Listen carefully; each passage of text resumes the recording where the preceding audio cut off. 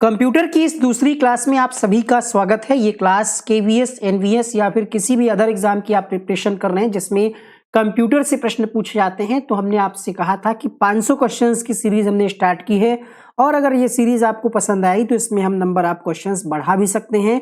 आप लोग मैक्सिमम इस वीडियो को लाइक और शेयर करके कमेंट करके हमें बताइएगा। तो ये पार्ट 2 है। इसके पहले वाला वीडियो अगर आपने नहीं देखा है तो इसका लिंक इस वीडियो के नीचे डिस्क्रिप्शन बॉक्स में, कमेंट बॉक्स में मिल जाएगा, आप वहां से देख सकते हैं। आइए शुरू करते हैं आज का पहला प्रश्न। कंप्यूटर का पिता। देखिए, हर सेट में कुछ क्वेश्चन ऐसे होंगे जो आपको आते होंगे, आसान लगेंगे आपको, और कुछ क्वेश्चन ऐसे होंगे जो आपको नए सीखने को मिलेंगे और कुछ क्वेश्चंस की प्रैक्टिस हो जाएगी। तो अगर हम ओवरऑल करें तो हर टाइप के क्वेश्चंस मिलेंगे। आप पहले ही क्वेश्चंस को देख करके ये मत कहिएगा कि सर इतना आसान अब नहीं पूछा जाता। अगर हम सारे ही क्वेश्चन कठिन रख देंगे तो फिर आप डीमोटिवेट हो जाएंगे, आपको लगेगा कि आपको कुछ आता नहीं है। ठीक है, हर पेपर में कुछ प्रश्न इजी, कुछ हार्ड, कुछ मॉडरेट होते हैं। इजी क्या है? जो आपको आता है, जो नहीं आता है वही कठिन हो जाता है। पहला प्रश्न, कंप्यूटर का पिता या कंप्यूटर का जनक किसे कहा जाता है? क्वेश्चन नंबर 1 में ऑप्शन है Bill Gates, Charles Babbage, Narayan Murthy या फिर टिम बर्नर्स-ली। उत्तर होगा यहाँ पर क्वेश्चन नंबर 1 के लिए चार्ल्स बेबेज को कंप्यूटर का पिता या कंप्यूटर का जनक कहा जाता है। तो यहाँ पर आपका उत्तर हो जाएगा ऑप्शन नंबर बी के साथ। अब यहाँ पर एक नाम दिया गया है टिम बर्नर्स-ली, है ना। टिम बर्नर्स-ली को हम क्यों जानते हैं? इन्होंने क्या ऐसा काम किया कि इनको हम पढ़ते हैं? ठीक है, किस चीज की इन्होंने खोज की? आपसे ये प्रश्न इस तरीके से बन सकता है। आगे हम बताएंगे आपको। www, जब आप कोई भी वेबसाइट सर्च करते हैं तो लिखते हैं www डॉट, है ना, जैसे ctet.nic.in या कोई भी ऑफिशियली वेबसाइट आप यूपी गवर्नमेंट की या फिर इंडियन गवर्नमेंट की अगर आप सर्च करते हैं तो www लगाते हैं। तो टिम बर्नर्स-ली ने इसका आविष्कार किया था 1989 में। प्रश्न बन सकता है कि कब किया था? तो 1989 में www यानी www का आविष्कार किया इसने, टिम बर्नर्स-ली ने। आगे बढ़ेंगे प्रश्न संख्या 2 के लिए। दूसरा प्रश्न आपसे क्या पूछ रहा है? इलेक्ट्रॉनिक कंप्यूटर का आविष्कार किसने किया? Doctor Alan M Turing, Karl Benz, Thomas Alva Edison या फिर एडवर्ड टेलर।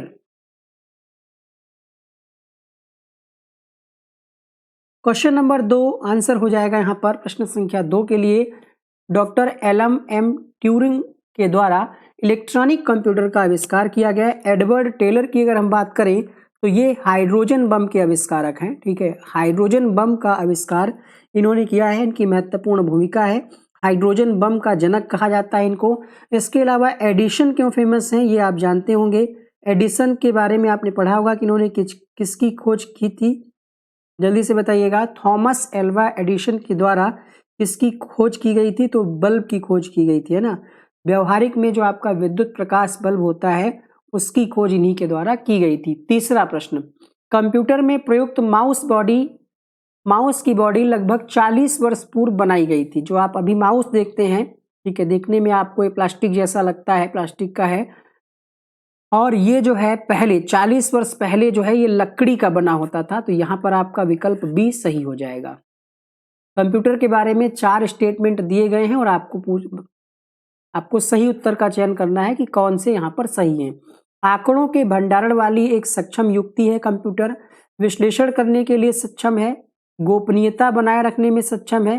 कभी कभी वायरस द्वारा आक्रमित होता है। तो इस संबंध में सभी बातें सही हैं, है ना। आप डेटा को यहाँ पर स्टोर कर सकते हैं, विश्लेषण कर सकते हैं और गोपनीयता बनाए रखने में भी ये सक्षम है। और कभी कभी यहाँ पर वायरस के द्वारा आपका कंप्यूटर अगर ग्रसित हो जाता है तो इसकी स्पीड कम हो जाती है और कभी कभी काफ़ी नुकसान हो जाता है। आपका डेटा भी यहाँ पर अनसेफ हो जाता है जब आपके कंप्यूटर में वायरस आ जाता है। तो यहाँ पर जो बातें दी गई हैं वो सभी सही हैं, तो हम लगाएंगे चारों सभी सही हैं। नेटवर्कों का नेटवर्क क्या कहलाता है? Extranet, intranet, webnet, internet. प्रश्न संख्या 5, सही जवाब होगा इंटरनेट, है ना। नेटवर्कों का नेटवर्क जिसको हम कहते हैं इंटरनेट। इंट्रानेट क्या होता है? तो कोई कंपनी है या कोई ऑर्गेनाइजेशन है, संगठन है, स्कूल है, तो उसका एक अपना निजी सुरक्षित कंप्यूटर नेटवर्क होता है जिसको इंट्रानेट कहते हैं। जैसे अगर हम बात करें जो बैंक होती हैं, है ना, बैंक होती हैं या इस तरीके की कोई जैसे रेलवे है या इस तरीके की कोई संगठन है, तो वहां पर जो है इंट्रानेट का प्रयोग होता है, उनका निजी नेटवर्क होता है। ठीक है, अगला प्रश्न देखिएगा, प्रश्न संख्या 6। इंटरनेट क्या है? कंप्यूटर पर आधारित अंतरराष्ट्रीय सूचनाओं का संग्रह, बास्केटबॉल की अंतरराष्ट्रीय प्रतिस्पर्धा का नाम, रेल लाइनों में रेल के डिब्बों के स्थान का हिसाब रखने वाली, या फिर समुद्र में मछली पकड़ने का जाल। आंसर होगा यहाँ पर कंप्यूटर पर आधारित अंतरराष्ट्रीय सूचनाओं का जो तंत्र है वही इंटरनेट है। क्वेश्चन नंबर 7 देखिएगा, भारत ने सुपर कंप्यूटर परम का निर्माण कहाँ किया? परम का निर्माण भारत में ही हुआ है। कब हुआ है ये आपसे पूछा जा सकता है। कहाँ हुआ है? तो भारत के अंदर पुणे में हुआ है। यहाँ पर आपका बी विकल्प सही हो जाएगा। पुणे में एक सेंटर है, ठीक है, वहीं पर इसका जो है कह सकते हैं इसका निर्माण किया गया। और परम भारतीय सुपर कंप्यूटरों की एक श्रृंखला है। Centre for development of advance computing CDAC के द्वारा इसको डिजाइन और असेंबल किया गया। प्रश्न बनता है किसके द्वारा? तो ध्यान रखिएगा, सीडैक के द्वारा इसको डिजाइन किया गया है। सीडैक आप ऐसे भी लिख सकते हैं, सी और डैक। अगला प्रश्न देखिएगा, भारत के सर्वप्रथम स्वदेशी विकसित कंप्यूटर का नाम क्या है? परम, धर्म, शक्ति या फिर गति? क्वेश्चन नंबर 8 आंसर हो जाएगा परम। अगला प्रश्न है यहाँ पर, निम्नलिखित में से कौन सी भाभा परमाणु अनुसंधान केंद्र द्वारा विकसित सुपर कंप्यूटर परियोजना है? परम पद्म, अनुपम, फ्लोसाल्वर मार्क या फिर chips? Question number 9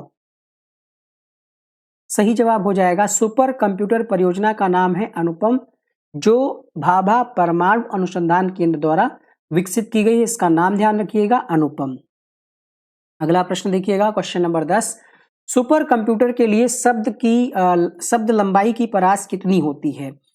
super computer जो होते हैं वो 16 बिट है, ऑप्शन में 32 है, 128 है, 64 है। प्रश्न संख्या 10। क्वेश्चन नंबर 10 के लिए आंसर क्या जाएगा? जल्दी से आप लोग जिस भी प्रश्न का आंसर पता है कमेंट बॉक्स में लिखिएगा। और यहां पर आपका आंसर हो जाएगा 128 बिट तक हो सकती है शब्द की जो है परास। अगला प्रश्न देखिएगा, क्वेश्चन नंबर 11 देखिए। 11वां प्रश्न है, किस प्रकार के कंप्यूटरों का सर्वाधिक प्रयोग किया जाता है? बताइए, super computer, mini computer, main frame computer या फिर micro computer? Question number 11 answer हो जाएगा आपका यहाँ पर 11वें प्रश्न के लिए माइक्रो कंप्यूटर का प्रयोग सर्वाधिक किया जाता है। ठीक है, क्वेश्चन नंबर 10 देख लीजिए क्या पूछा जा रहा है, छूट गया था।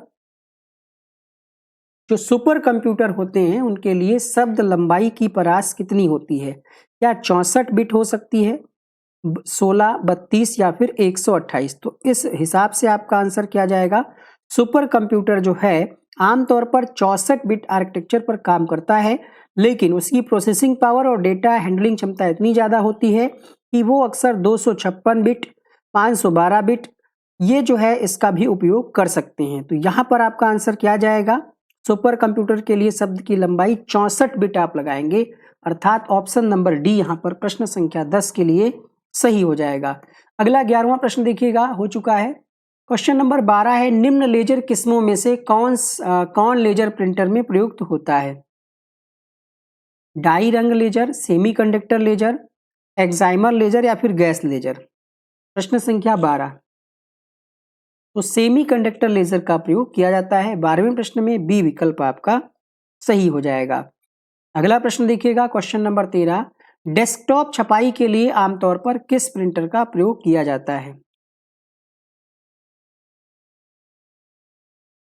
सही जवाब होगा लेजर प्रिंटर का प्रयोग किया जाता है। क्वेश्चन नंबर 13 में आपका सी ऑप्शन सही हो जाएगा।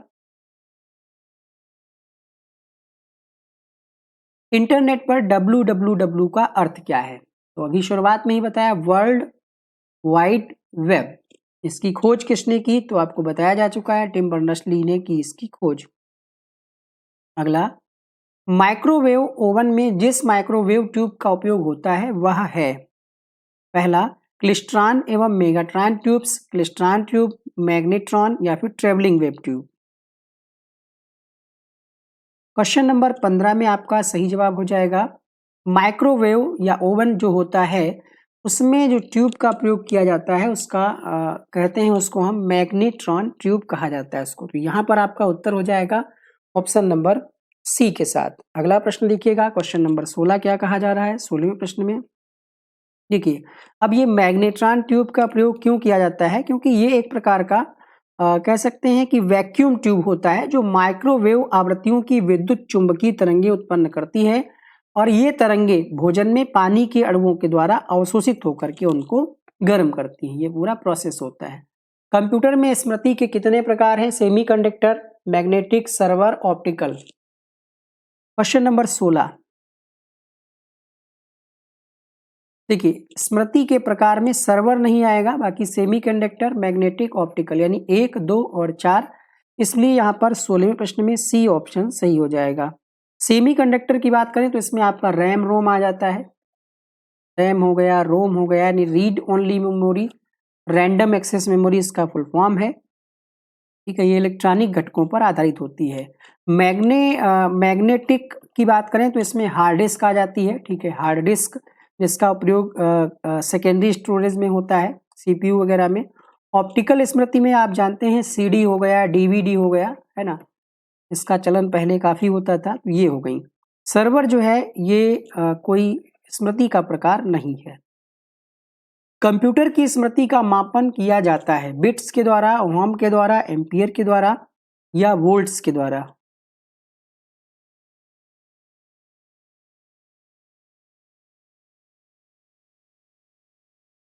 17वें प्रश्न में आपका आंसर हो जाएगा बिट्स के द्वारा। 18वां प्रश्न देखिएगा, द्विआधारी यानी बाइनरी संख्याएं कौन कौन सी होती हैं? कंप्यूटर में 2 ही संख्याओं का उपयोग होता है, उसमें 2 संख्याएं कौन कौन सी होती हैं? 18वें प्रश्न में आंसर हो जाएगा 0 और 1। 0 और 1 2 संख्याएं ये होती हैं। अगला प्रश्न देखिएगा,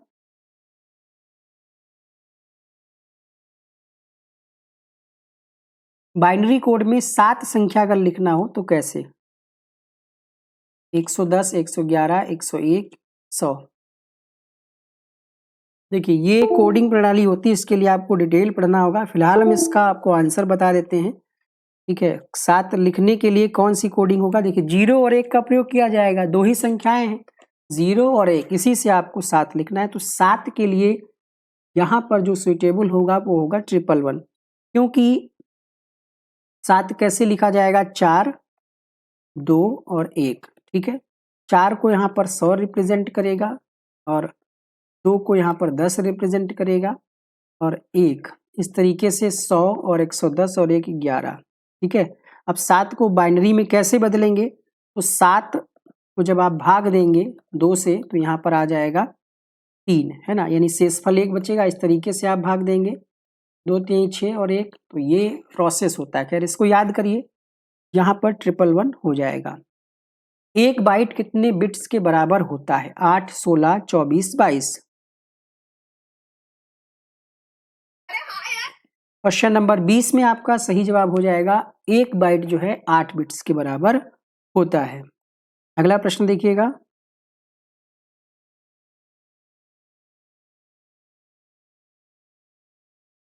ठीक है, यहाँ पर आप देख सकते हैं 1 बाइट जो है इसके बराबर है 8 बिट के और 1 किलोबाइट 1024 बाइट्स के बराबर है। इसी तरीके से 1 MB मेगाबाइट 1024 किलोबाइट के बराबर है। ये पूरा याद कर लीजिएगा, इस टेबल से एक प्रश्न आपकी परीक्षा में बनेगा। कंप्यूटर में शब्द की लंबाई नापी जाती है बिट से, प्रोसेसर से, मिलीमीटर से या फिर मीटर से? उत्तर होगा 21वें प्रश्न में बिट्स से। अगला प्रश्न है, कंप्यूटर की भाषा में 1 मेगाबाइट कितने बाइट के बराबर होता है?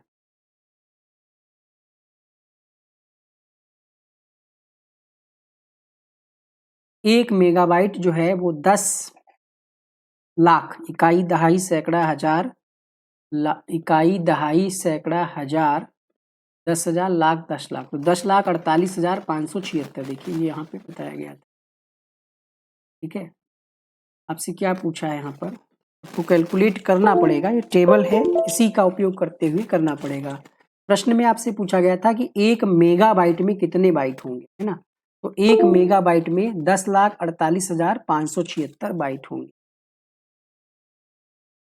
एमबी का प्रयोग किया जाता है मैग्नेटिक बिट्स के लिए, मेगाबाइट्स के लिए, मेगा बिट्स के लिए, या फिर उक्त में से कोई नहीं। क्वेश्चन नंबर 23, एमबी मतलब मेगाबाइट, मेगा बिट्स नहीं होगा, मेगा बाइट्स होगा। अगला प्रश्न है प्रश्न संख्या 24, निम्न में से कौन कंप्यूटर हार्डवेयर नहीं है? Printer, compiler, mouse, keyboard. प्रश्न संख्या 24, देखिए कंपाइलर जो है, देखिए हार्डवेयर क्या होता है? जिसको आप छू सकें, है ना। और कंपाइलर जो है इसको आप छू नहीं सकते, ये एक प्रकार का आई थिंक प्रोग्राम होगा या फिर सॉफ्टवेयर होगा, कंपाइलर। तो यहाँ पर आपका आंसर हो जाएगा ऑप्शन नंबर बी के साथ। अगला प्रश्न देखिएगा, प्रश्न संख्या है 25, और अभी तक अगर आपने वीडियो को लाइक नहीं किया फटाफट से लाइक कर दीजिए। कंप्यूटर का सबसे महत्वपूर्ण भाग, ठीक है, तो सीपीयू होता है, जिसका फुल फॉर्म होता है कंट्रोल प्रोसेसिंग यूनिट। कंपाइलर जो एक सॉफ्टवेयर प्रोग्राम होता है। निम्न में से कौन सा सॉफ्टवेयर शब्द संसाधन में प्रयोग किया जाता है? Page maker, word star, MS word, या फिर ये सभी। प्रश्न संख्या 26, इन सभी का प्रयोग किया जाता है शब्द संसाधन में। आधुनिक कंप्यूटरों का लघु रूपकरण संभव हो सकता है निम्न के प्रयोग से: ट्रांजिस्टर के प्रयोग से, समाकलित परिपथ चिप्स के प्रयोग से, नैनो पदार्थ के प्रयोग से, या फिर अति संचालक। क्वेश्चन नंबर 27 उत्तर हो जाएगा समाकालित परिपथ चिप्स की वजह से जो है, जो कंप्यूटर हैं बहुत ही कम स्पेस लेते हैं, वरना पूरा पूरा रूम जो है, एक रूम में कहीं एक कंप्यूटर आप रख पाते थे, अब जो है उसके लिए बहुत कम जगह होती है ना। इसको समाकलित परिपथ चिप्स को हम क्या कहेंगे? Integrated circuit chips. इसके प्रयोग से लाखों या करोड़ों की संख्या में ट्रांजिस्टर और इलेक्ट्रॉनिक घटक एक छोटे से सिलिकॉन वेफर पर इंटीग्रेट हो जाते हैं, क्योंकि कंप्यूटर का आकार जो है इसी की वजह से अब छोटा होता जा रहा है। कंप्यूटर में उपयोग आने वाली आईसी चिप्स किसकी बनी होती हैं? सिलिकॉन, तांबा, steel, plastic. Question number 28, silicon की बनी होती हैं आईसी चिप्स। निम्नलिखित में से कौन एक नवीनतम पदार्थ है जो कंप्यूटर चिप्स के उत्पादन में उपयुक्त हो रहा है? Carbon, gallium arsenide, gallium silicate, silicon. तो सिलिकॉन का प्रयोग हो रहा है। प्रश्न संख्या 30 है, वह युक्ति जिसके द्वारा आंकड़ों को टेलीफोन के माध्यम से बाइनरी सिग्नलों की सहायता से भेजा जाता है उसको क्या कहते हैं? प्रश्न संख्या 30, वह युक्ति जिसके द्वारा आंकड़ों को टेलीफोन के माध्यम से बाइनरी सिग्नलों की सहायता से भेजा जाता है उसको हम कहते हैं मॉडेम। रोम मेमोरी है, तो रोम का फुल फॉर्म क्या होता है? Read only memory. रीड यानी केवल पढ़ने के लिए, तो पहला विकल्प सही हो जाएगा। कंप्यूटर की स्थायी स्मृति को क्या कहते हैं? RAM, ROM, CPU, CD ROM. Read only memory यानी ये स्थायी होती है क्योंकि इसको सिर्फ रीड किया जा सकता है, इसमें कोई मॉडिफिकेशन नहीं किया जा सकता। रैम का तात्पर्य क्या है? रैम का तात्पर्य है रैंडम एक्सेस मेमोरी। 33 का ऑप्शन नंबर बी करेक्ट होगा। आउटपुट डिवाइस नहीं है। Drum, pen, plotter, CRT monitor, earphones, digital camera. ये कैमरा से आप चीज़ों को कैप्चर करते हैं, ये इनपुट डिवाइस है ना, आउटपुट नहीं है। मॉनिटर जो है ये आउटपुट आपको देता है, आप अपना रिजल्ट सामने देखते हैं स्क्रीन पर, या कोई भी अन्य चीज़ आप गूगल पे सर्च करते हैं मॉनिटर पे वो आउटपुट के रूप में आ जाता है। बाकी पेन, प्लॉटर, ईयरफोन ये सभी क्या है? आउटपुट डिवाइस है। वर्ड प्रोसेसर, स्प्रेडशीट किसके उदाहरण है? System software, application software, platform software, या फिर इनमें से कोई नहीं। ये एप्लीकेशन सॉफ्टवेयर है, यहाँ पर बी विकल्प सही हो जाएगा। कोबोल क्या है? कोयले की राख है, कंप्यूटर भाषा है, नई तोप है, विशेष गेंद है। कोबोल जो है ये कंप्यूटर की एक भाषा है। निम्नलिखित में से कौन सी एक कंप्यूटर की भाषा नहीं है? जिसने कंप्यूटर के बारे में भाषाओं को पढ़ा होगा थ्योरी वगैरह में, वही इसका आंसर कर पाएगा, या आपने प्रैक्टिस की है तभी आप इसका आंसर कर पाएंगे। देखिए बेसिक भी होती है, सी भी होती है, फोर्ट्रॉन भी होती है। फास्ट जो है ये कोई भाषा नहीं है, कंप्यूटर की भाषा नहीं है। एक और क्वेश्चन,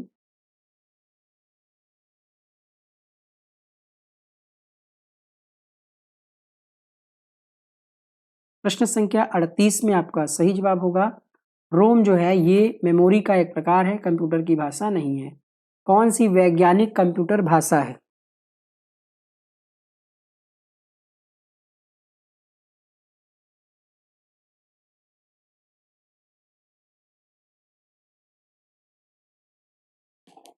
क्वेश्चन नंबर 39 में आपका आंसर हो जाएगा फोर्ट्रॉन जो है ये वैज्ञानिक कंप्यूटर की भाषा है। अगला प्रश्न देखिएगा, कंप्यूटर में पासवर्ड सुरक्षा करता है।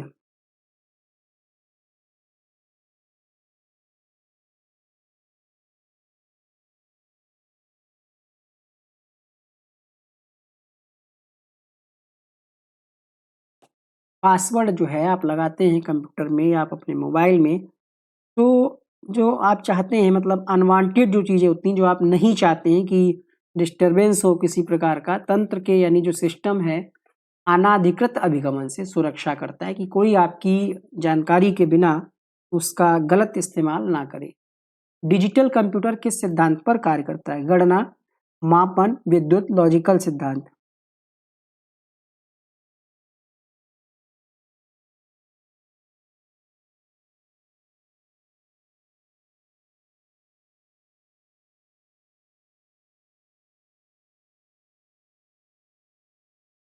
लॉजिकल सिद्धांत पर कार्य करता है। इनमें से कौन सा एक कंप्यूटर आंकड़ों की त्रुटियां प्रदर्शित करता है? Chip, byte, bug, bit. त्रुटियां जो होती हैं कंप्यूटर की उनको बग कहा जाता है, बग। ओएमआर का फुल फॉर्म क्या है? Optical mark reader, octal machine reader, optical machine reader, octal mark reader. 43।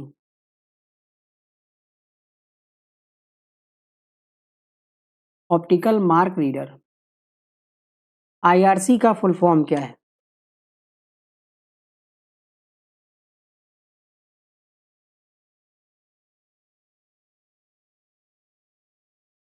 Question number 44 answer हो जाएगा यहाँ पर इंटरनेट रिले चैट। ये एक प्रकार का चैट मतलब बातचीत करने के लिए ही होता है, ठीक है। चैनलों में समूह चर्चा और निजी संदेश के लिए इसका प्रयोग किया जाता है, आईआरसी। सीडी का फुल फॉर्म क्या है? फुल फॉर्म शॉर्ट की और output input device, hardware, software, ये बहुत बेसिक चीज़ें हैं कंप्यूटर की लैंग्वेज, इन्हीं से क्वेश्चन रिपीट होते हैं बहुत बार।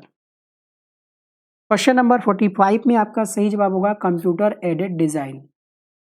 शासन के लिए कंप्यूटरों के प्रयोग को क्या कहा जाता है? Computer governance, email governance, internet governance, e governance.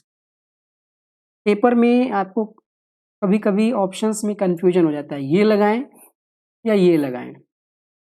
Email अलग चीज है, ई गवर्नेंस कहा जाता है, और डी हो जाएगा।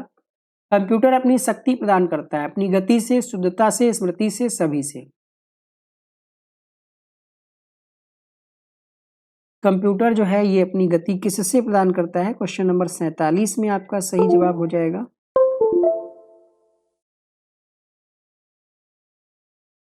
सभी से, उपरोक्त सभी से।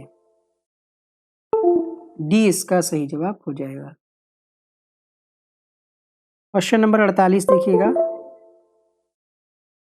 वीडियो मेल से हम क्या भेज सकते हैं?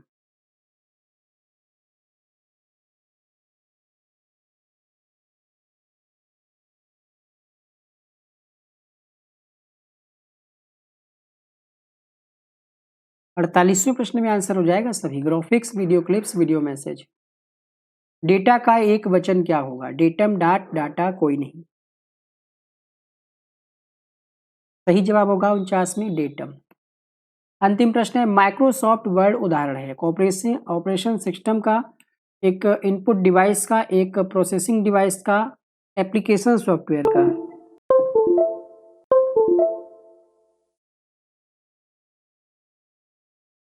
सही जवाब होगा क्वेश्चन नंबर 50 के लिए एक एप्लीकेशन सॉफ्टवेयर का उदाहरण है। आपसे क्वेश्चन रहेगा, आपको नीचे कमेंट बॉक्स में लिखना है फुल फॉर्म। किसका फुल फॉर्म लिखना है? HTTML, इसका फुल फॉर्म आपको कमेंट बॉक्स में लिखना है। सभी के कमेंट्स देखे जाएंगे और सभी को रिप्लाई भी किया जाता है, तो आप लोग जल्दी से इसका आंसर कमेंट बॉक्स में लिखिएगा। ये क्लास आपको कैसी लगी फीडबैक जरूर दीजिएगा। पार्ट 3 के लिए चैनल को सब्सक्राइब करिए और बेल आइकन को ऑन करिए। मिलते हैं नेक्स्ट वीडियो में, तब तक के लिए बाय बाय।